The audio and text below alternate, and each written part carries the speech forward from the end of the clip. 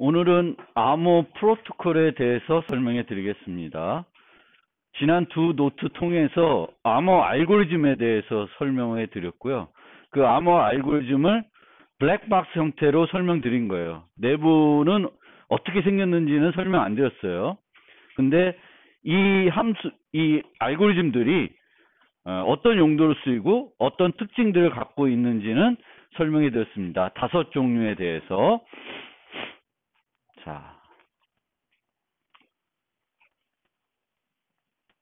프로토콜은 어떤 목적을 달성하기 위해 2명 이상이 참여하는 일련의 단계를 말합니다. 그러니까 혼자 하는 게 아니라는 거죠. 알고리즘은 혼자 하는 건데 프로토콜은 혼자 하는 것이 아닙니다. 그리고 우리가 보통 컴퓨터 공학에서 살펴보는 프로토콜은 대부분 다 통신 프로토콜이에요. 통신 프로토콜이라는 것은 원격에 있는 기기나 참여자들이 메시지를 주고받아서 뭔가 원하는 목적을 달성하기 위해서 메시지를 주고받는 그런 프로토콜을 말합니다. 그러니까 우리가 주로 살펴볼 프로토콜도 다 통신 프로토콜이에요. HTTP 이런 게 통신 프로토콜이죠. 그리고 이 HTTP를 필요한 보안을 추가한 것이 HTTPS 뭐 이런 거죠.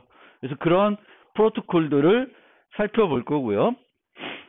통신 프로토콜을 기술할 때 복잡하게 기술해야 될 게 많은데 이제 수업에서 또 요약해서 그 통신 프로토콜을 기술할 때는 주고받는 메시지가 뭔지만 설명하고 있습니다. 그 외에 이 통신 프로토콜을 제대로 구현하거나 이해하기 위해서는 그 밖에 여러 가지 사항들을 알아야 되는데 조금 간단하게 하기 위해서 이 수업에서는 축약해가지고 주고받는 메시지가 뭐냐, A와 B가 주고받는 메시지가 뭔지를 나타내가지고 프로토콜들을 설명하려고 그럽니다.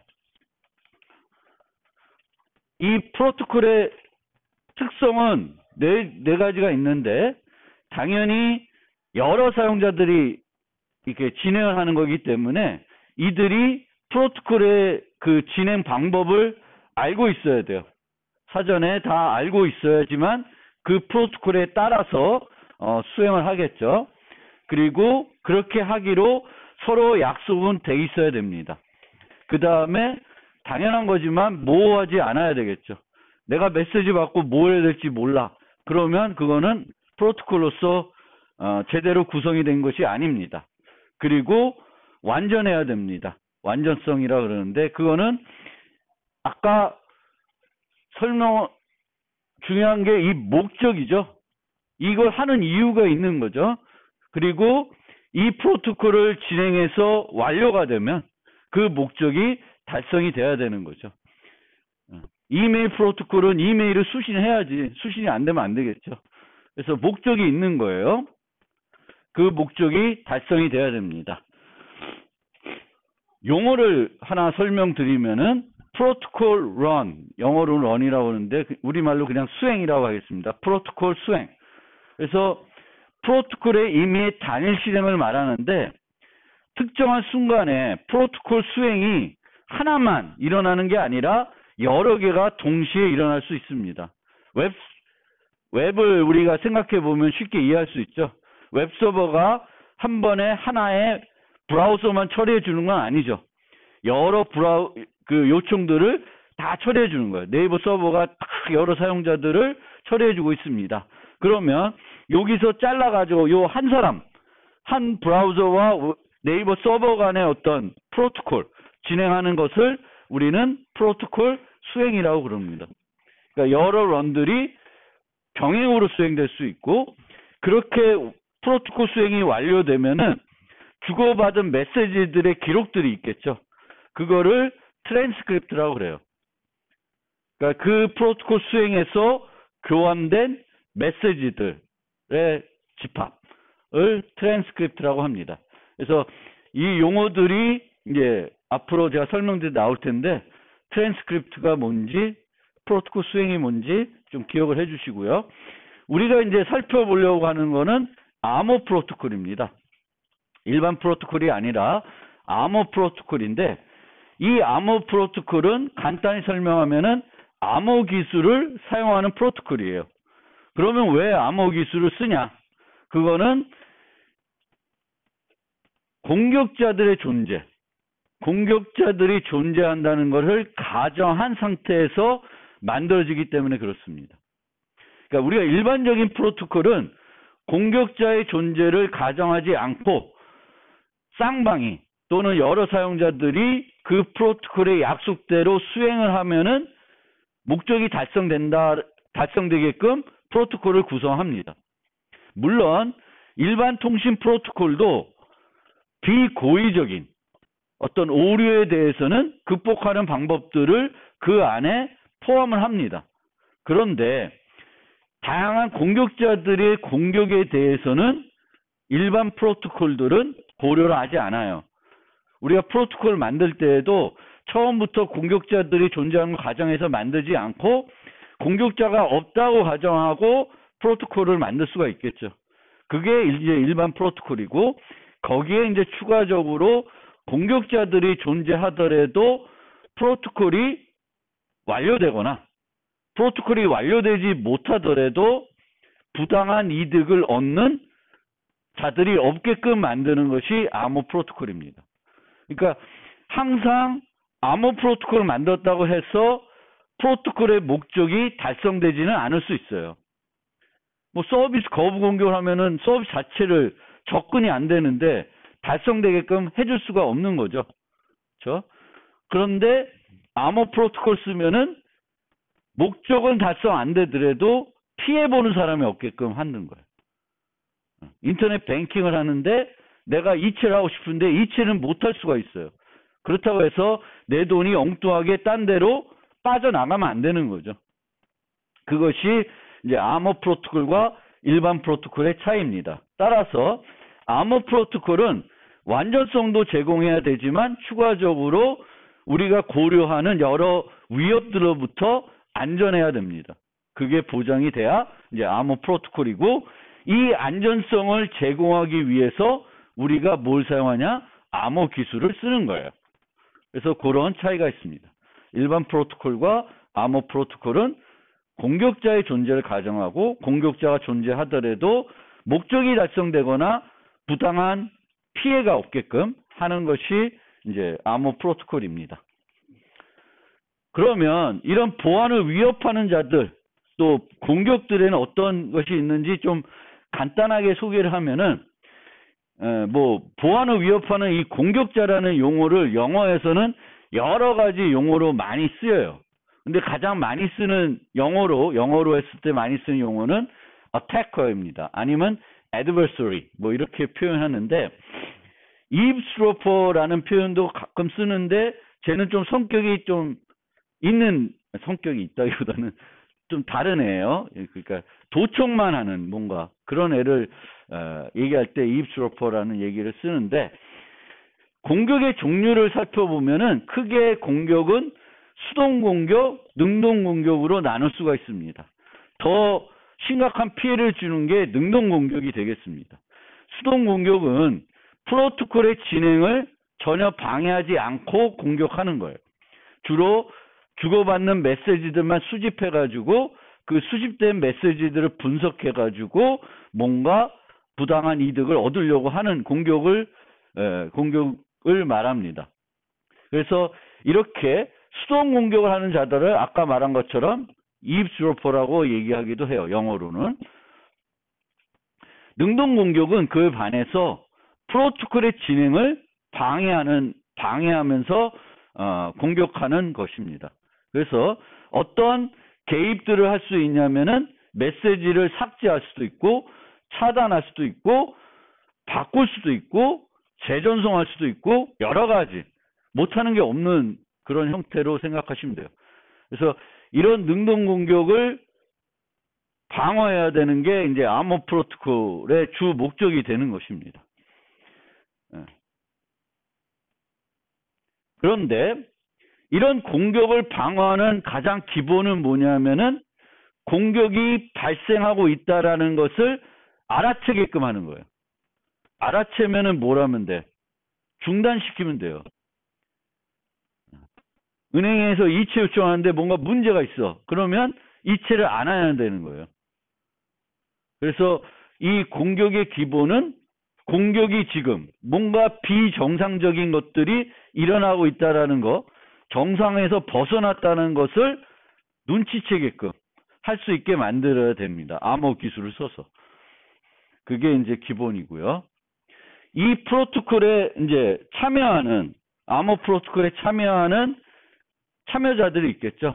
이 참여자들은 우리가 참여자라고 얘기하면은 여러 가지를 지칭할 수 있습니다. 이게 그 실제 프로토콜을 수행하고 있는 사용자일 수도 있고, 의미가 사용자가 아니라 그 사용자가 쓰는 기기를 의미할 수도 있고, 그 기기에서 돌아가는 소프트웨어일 수도 있어요.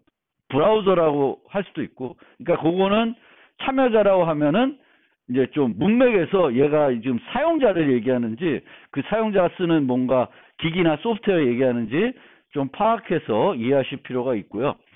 이 참여자들은 크게 두 종류로 우리가 구분합니다. 일반 참여자 아니면 신뢰기관, 이렇게 두 종류로 나눠요. 그래서 일반 참여자는 프로토콜을 통해 얻고자 하는 것이 있는 이해 당사자들을 말해요. 이해 당사자들. 그래서 인터넷 쇼핑을 한다. 그럼 이해 당사자는 고객과 그 11번가, 쿠팡, 이게 되겠죠. 그게 이해 당사자예요.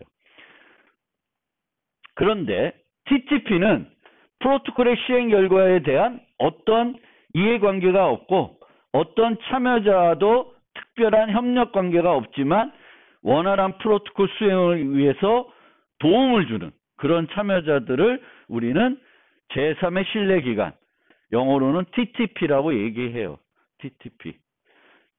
그리고 얘를 신뢰기관이라고 하는데 여기서 말하는 신뢰라는 건 뭐냐면은 신뢰의 의미는 프로토콜에서 신뢰의 의미는 그 참여자는 프로토콜에 정한 규칙대로 프로토콜을 수행한다는 거예요. 얘가 나쁜 짓을 안 한다는 건 아니고, 그런데 신뢰한다는 건 얘는 프로토콜에 정해진 규칙대로 수행을 해주는 거예요. 밑에서는 딴짓 할 수도 있지만 안 하겠지만 실제 신뢰기관은. 그런데 프로토콜 수행 자체를 다르게 하지는 않는다는 거예요. 이해 당사자들은 자기의 이익을 위해서 다르게 행동을 얼마든지 할 수 있어요. 서로 신뢰를 못하는 거죠. 고객도 11번가도 고객을 제대로 신뢰를 못해요. 서로 신뢰할 수는 없어요. 그런데 이들은 제3자의 우리가 TTP를 쓴다는 건 둘 다 11번가나 고객도 그 신뢰기관은 신뢰한다는 거예요. 우리가 원래는 신뢰기관 없이 그 이해 당사자 간에 프로토콜을 만들면 좋겠지만 이해 당사자들끼리만 이용해 가지고 프로토콜을 만들기가 쉽지는 않아요. 그러니까 좀 더 간편해지는 거죠. 신뢰기관이 있다고 가정하고 프로토콜을 만들면 좀 더 수월하게 프로토콜을 만들 수 있어요.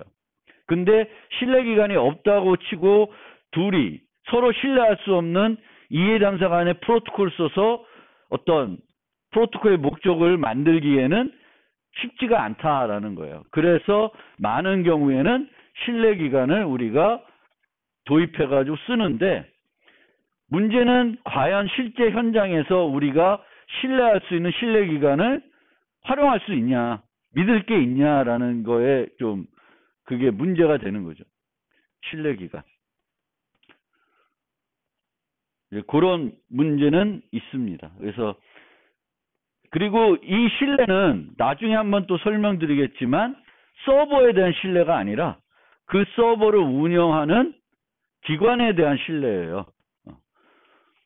그래서 보통 우리는 이제 정부 기관을 신뢰한다. 이렇게 얘기할 수 있죠.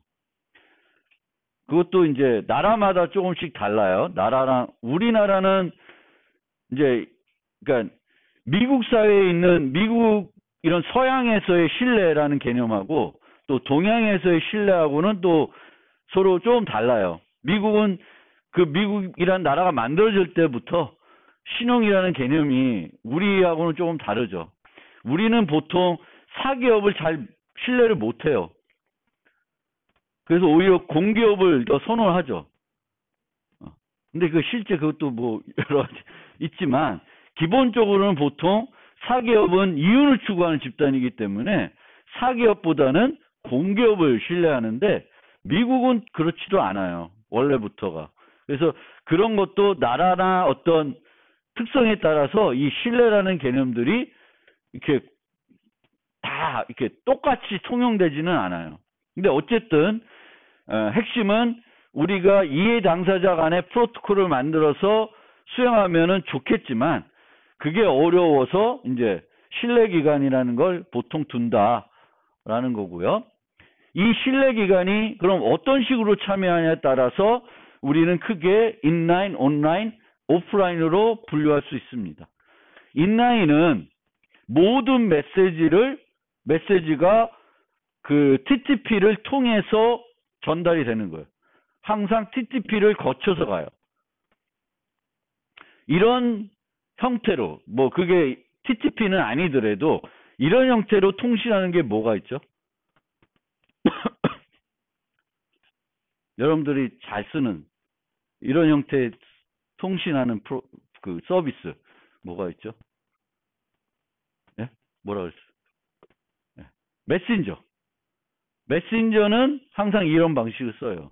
메신저는 P2P로 내가 카톡을 보낸다고 해서 바로 그 친구한테 가는 게 아니라 항상 서버에 거쳐서 가요. 그건 뭐 여러 가지 이유가 있고 특히 그 상대방이 온라인이 아닐 수 있죠. 그래서 보관했다가 그 친구가 로그인하면은 쌓여 있는 걸 보내주는 거죠. 그래서 항상 메신저의 경우에는 이제 서버에 메시지가 가는 거지 P2P로 다이렉트하게 전달되진 않아요. 온라인은 모든 메시지가 온라인으로 그 서버로 거치진 않는데 일부 메시지는 서버를 통해서 가는 거예요. 서버를 통해서 전달이 돼요. 그러니까 서버가 항상 참여를 해야 되는 거지. 예를 들면은 우리가 결제를 하는데 뭐 신용카드로 이용해서 결제를 한다. 그러면은 이해 당사자 말고 신용카드 회사와 한번 거쳐야 되겠죠. 이 신용카드로 승인을 해야 되는지 아닌지를 물어보게 되는 거잖아요.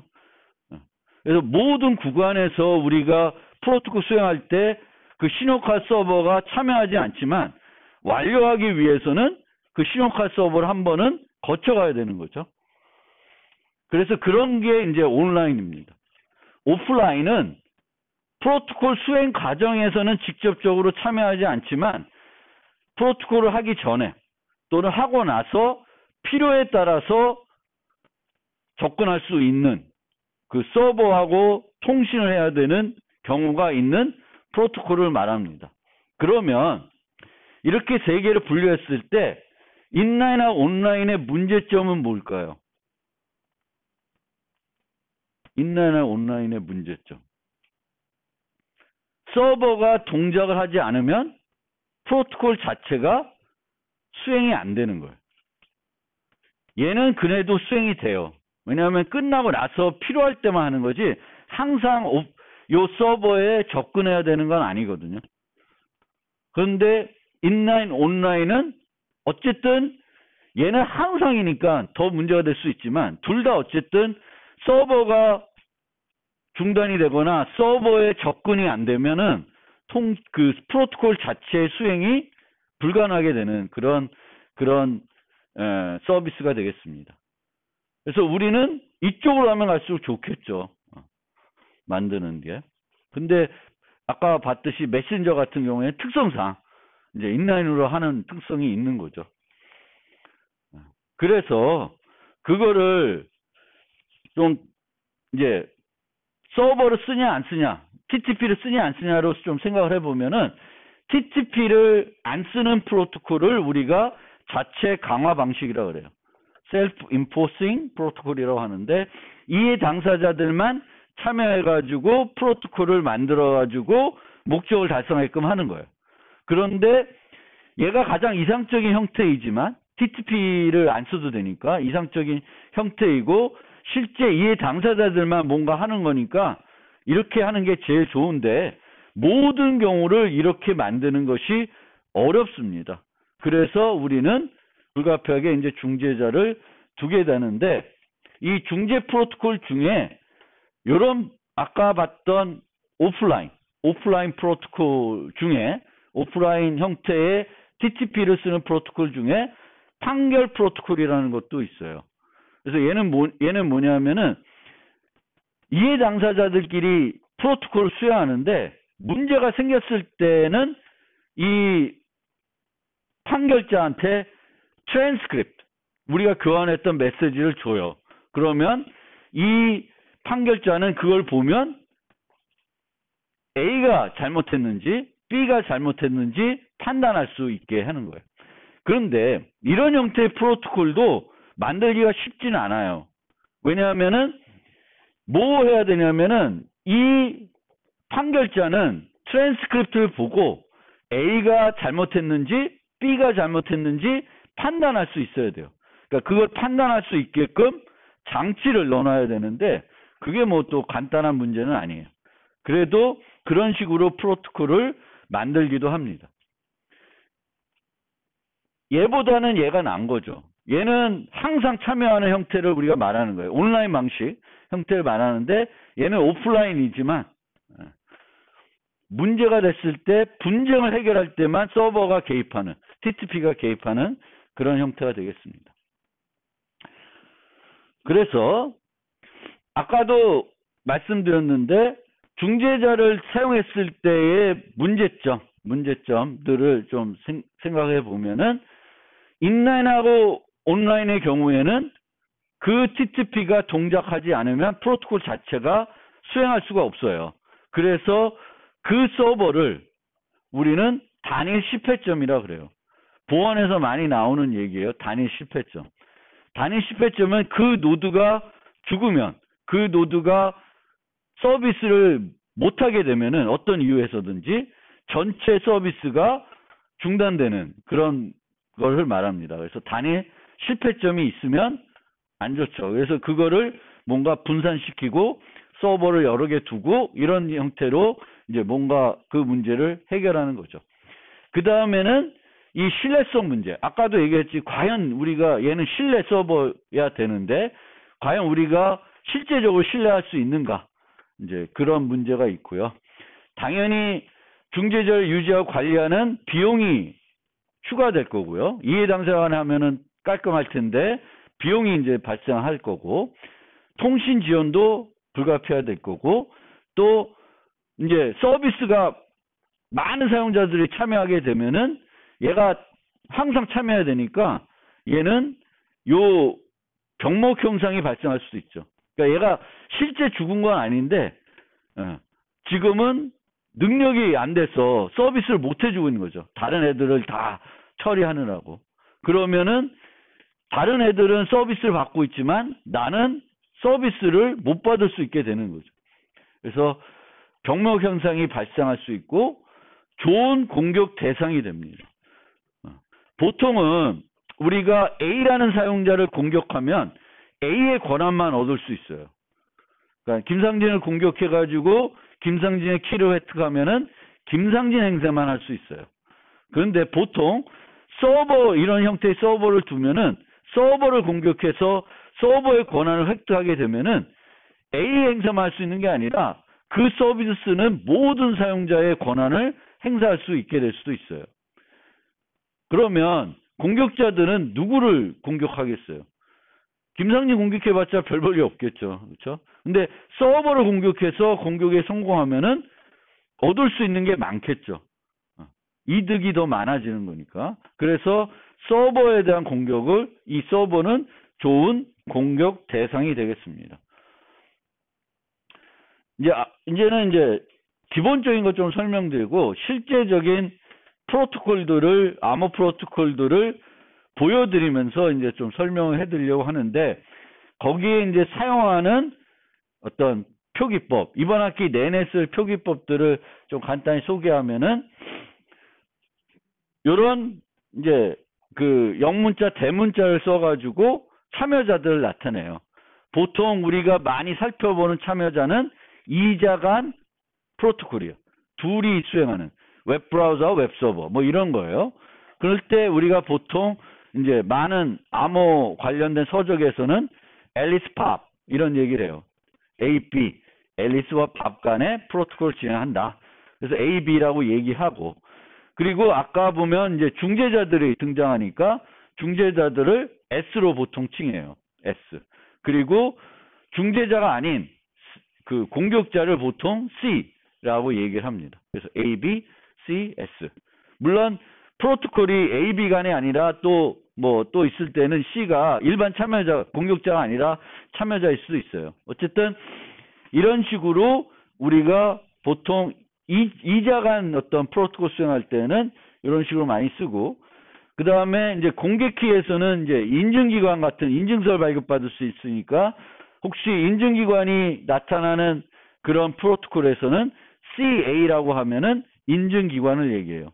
그러니까 중앙집중 PKI에서 사용자들의 인증서를 발급해주는 신뢰기관이 인증기관이 되겠습니다.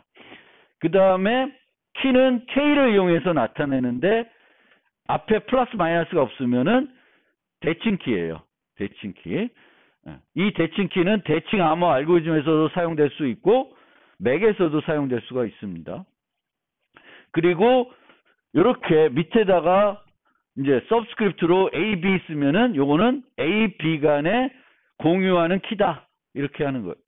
그래서 얘의 용도를 표시해 줄 뿐이에요. 근데 실제 값 자체를 보면은 그 용도를 알 수는 없죠.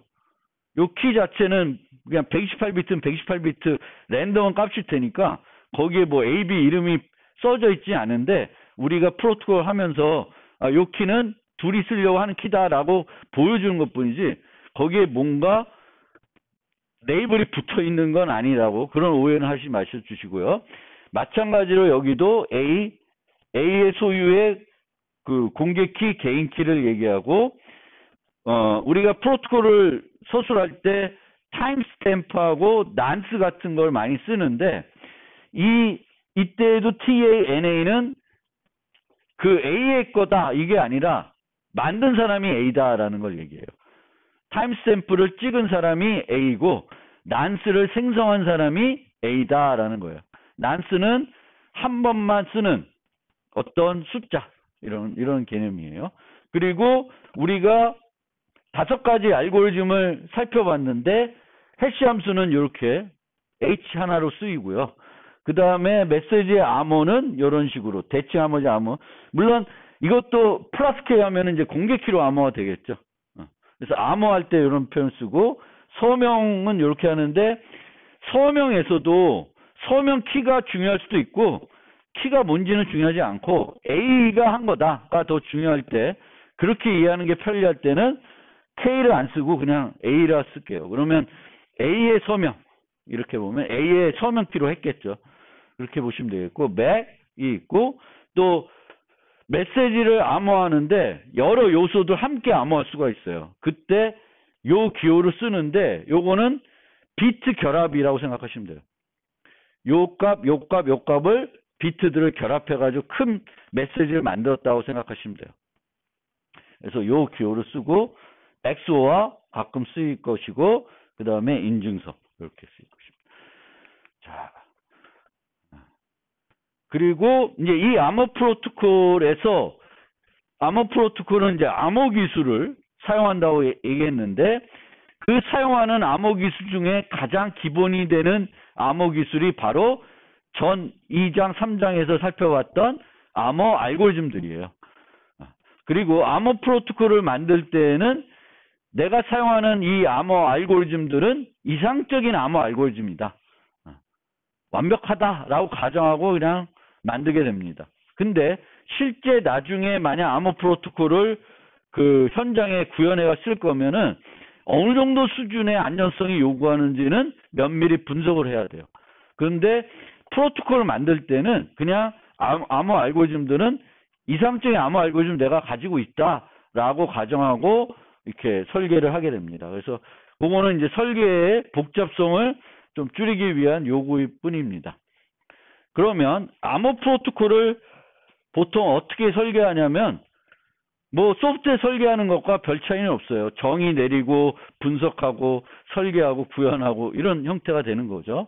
그래서 정의를 프로토콜을 만들 때 프로토콜에 대한 정의를 내려야 되는데 달성 목적, 우리가 뭘 하고 싶은 프로토콜이냐, 전자선거를 하고 싶은 프로토콜인지, 웹서버와 웹 브라우저 간의 메시지를 비밀성을 보장하고 싶은 프로토콜인지, 뭐 이런 목적이 잘 써야 되겠고, 그 목적에서 이 프로토콜이 어떤 환경에서 동작하는 건지, 인터넷 환경에서 동작하는 건지, 무선에서 동작하는 건지, 뭐 RFID 같은 뭔가 특이한 걸 이용하는 건지, 여러 가지 그 수행 환경, 또 거기에 참여한 참여자들이 누군지, 그 참여자들이 사용하는 장치는 또 어떤 특성을 갖고 있는지, 이런 것들을 이제 나열해야 되겠죠. 그 다음에 이제 요구사항들을 분석해야 됩니다. 요구사항. 어떤 요구사항이 있는지. 예를 들면 전자선거다. 그럼 전자선거의 요구사항이 뭐가 있을까요? 그렇죠? 내가 투표한 거를 다른 사람들은 몰라야 되겠고, 1인 1표만 할 수 있어야 되겠고, 뭐 집계가 정확해야 되겠고, 여러 가지 요구사항들이 있어요. 요구사항들. 그리고 항상 제가 지난번에도 전자서명하면서 말씀드렸듯이, 전자선거는 원래 우리가 전자적으로 안 하고 그냥 원래 우리가 하는 대로 며칠 전에 했잖아요.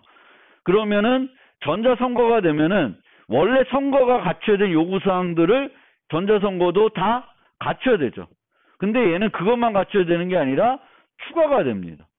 왜냐하면 얘가 전자적으로 바뀌었기 때문에 원래 현장에서는 나타나지 않는 것들이 여기에는 추가적으로 나타날 수 있어요. 그러면 얘를 그것까지 또 추가로 해줘야 되는 거죠. 그래서 늘 여러분들이 이렇게 일반 서비스를 전자적으로 바꾸면은 일반 서비스가 갖춰야 됐던 어떤 기능들을 얘가 다 해줘야 되지만 추가적으로 이렇게 전자적으로 바꿨기 때문에 없었던, 그 전혀 문제가 안 됐던 게 새롭게 문제가 될 수가 있습니다. 그래서 그런 것까지 분석하고 해결을 해야 돼요. 그리고 이제 이 요구사항 분석하고 가정들을 또 분석해야 되는데, 뭐 아까 대충 설명한 것 같고, 보통 이제 어떤 공격자들이 존재할 수 있는지도 고민을 해봐야 되는 거예요. 그리고 여기서 좀 늘 생각해 봐야 되는 게 공모 공격이에요. 공모. 그러니까 혼자 하는 게 아니라 여러 사람들이 서로 자기 것들을 다른 사람한테 이렇게 오픈해가지고 협동해가지고 공격하는 거를 말해요. 그래서 공모 공격을 하게 되면은 더 파워풀하게 공격을 할 수가 있겠죠. 그래서 항상 공모 공격. 그러니까 전자선거할 때도 한 사람이 선거를 하는데 자기들이 했을 거 아니에요. 그럼 그들이 갖고 있는 어떤 뭔가 키나 이런 것들을 모아가지고 전체적으로 뭘 할 수 있는지도 봐야 되는 거예요. 한 사람이 뭘 할 수 있는지만 보는 게 아니라 이들이 여러 유권자들이 뭔가 그 갖고 있는 능력들을 합쳐가지고 뭔가 할 수 있는지 없는지 그런 것들을 고려해야 됩니다. 이 공모 공격이 또 방어하기가 대단히 어렵고요. 그래서 이런 분석들을 다 하면은 실제 설계를 하고, 설계를 한 다음에는 증명을 해야 되겠죠. 이게 요구사항들을 충족한다는 것을. 예전에는 완전하게 증명하지 않고도 그 사용되기도 했는데 지금은 그렇게 사용하지 않어요. 위험하니까 또 증명하는 방법들이 상당히 발전했기 때문에 지금은 암호 프로토콜도 안전성을 증명. 그러니까 여기서의 안전성 증명은 요구사항들을 만족하는지, 요구사항이 충족되는지. 그러니까 전자선거면 1인 1표면 진짜 얘는 1인이 한 표만 행사할 수 있는지를 증명해야 되겠죠.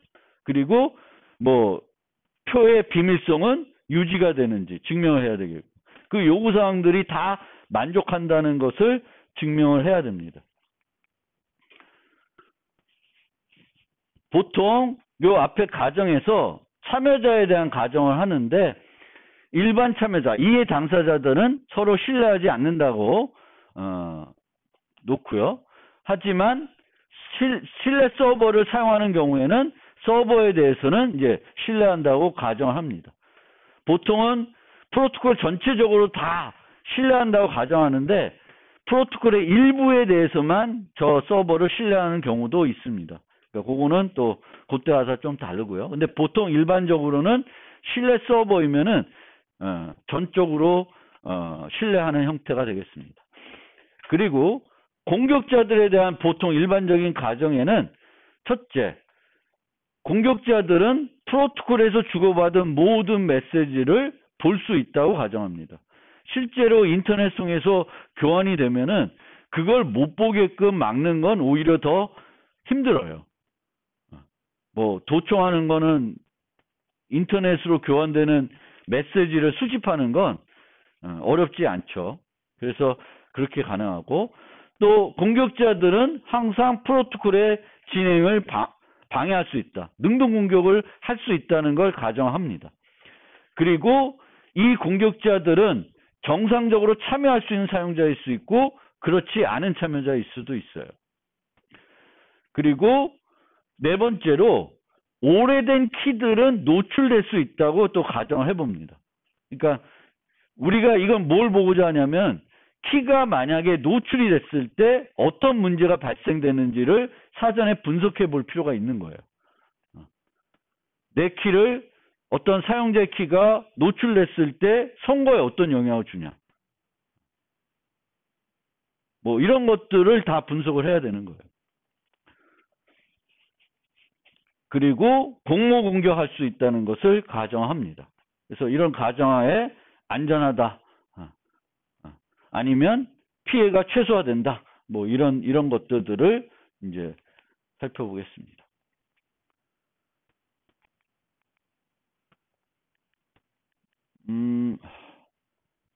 한 시간짜리가 애매해요. 이제 일반적인 얘기를 좀 했어요. 암호 프로토콜에 대해서. 그리고 이 암호 프로토콜이 뭔지 조금 더 여러분들이 느낄 수 있게끔 예시 하나 갖고 와가지고 설명해 드리려고 하는데, 갖고 온 예시가 키 확립 프로토콜이에요. 키 확립 프로토콜. 이 키 확립 프로토콜은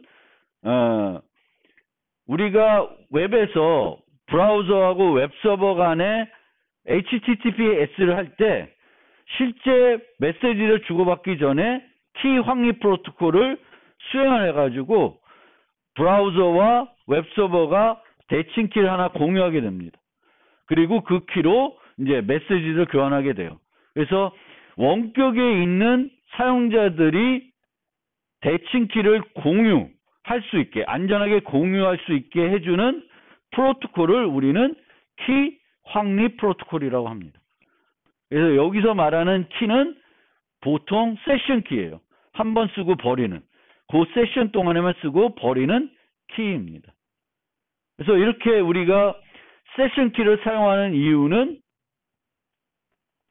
키 관리도 쉽고, 세션 키가 아니라 장기간 사용하는 키면은 얘를 또 보관하고 뭐 이렇게 해야 되겠고, 그 보관할 때 또 안전하게 보관해야죠. 왜냐면 노출되면 안 되니까. 근데 세션 키는 메모리에서 쓰다가 이제 세션이 끊기면은 메모리에서 삭제를 하면 됩니다. 그래서 그런 이유 있고, 또 이렇게 세션 키를 사용하게 되면은 한 키로 암호화되는 메시지 수가 제한되겠죠. 그 얘기는 그 세션 키가 노출됐을 때 노출되는 정보도 제한되겠죠. 그래서 그런 특징들 때문에 우리가 세션 키라는 걸 써요. 즉, 키 확립 프로토콜은 원격에 있는 사용자들이 한 세션 동안에 메시지들을 암호화해서 교환할 수 있게끔 그 세션 키를 공유하게, 안전하게 공유하게 해줄 때 사용하는 프로토콜을 우리가 키 확립 프로토콜이라 그러고 여러분들이 매일 사용하고 있는 프로토콜이에요. 웹에서 HTTPS를 할 때 TLS라고 하는 그 키 확립 프로토콜 써서 브라우저와 서버가 그걸 교환하게 됩니다. 그래서 얘를 다음 시간에 5차례에 걸쳐서 만들어 볼 거예요. 아주 무식한 방법부터 만들어 볼 거예요. 그러니까 여기 요것만 간단히 설명드리고 이제 오늘 끝내면은 서버가 있다고 가정하고요.